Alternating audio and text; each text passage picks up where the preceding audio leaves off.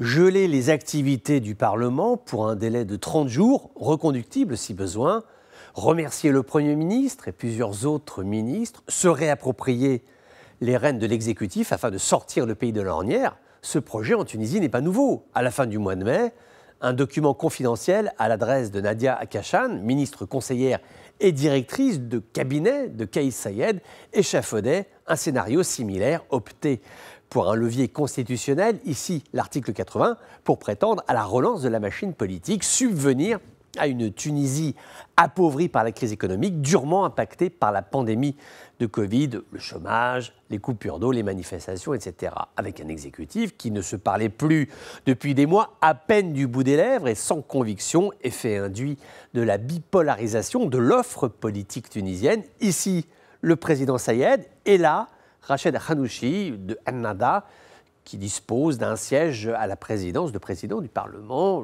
L'un accuse l'autre d'obstruction au train de réforme et l'autre de vouloir infiltrer les rouages de l'État. Quelle que soit la validité de ces arguments, une certitude, le pays se figeait dans une crise profonde, accélérant le discrédit des autorités qui n'ont pas été à la hauteur de la crise. Par cette décision, Kais Saied prend un risque politique, risque assumé, puisque ce projet était dans les alcôves du pouvoir depuis plusieurs mois, risque pour redonner espoir à la population en clarifiant une situation politique.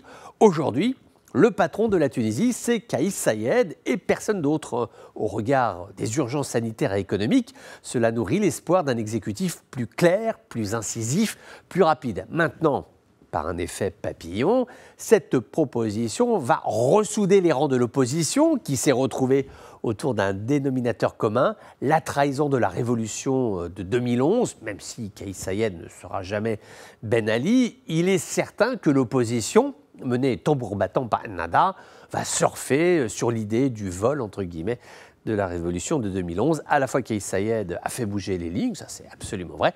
À la fois, il a creusé un peu plus profondément l'antagonisme avec Ennahda.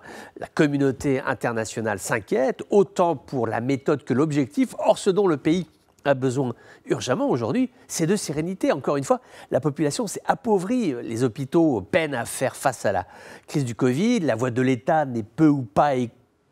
En l'espace de 10 ans, la Tunisie s'est émancipée, oui c'est vrai, mais au prix d'une grande fragilité interne. Comme si la démocratie avait surgi sans examen de conscience préalable, de conscience politique, de conscience sociétale. C'est là un défi d'importance auquel les Tunisiens sont aujourd'hui confrontés.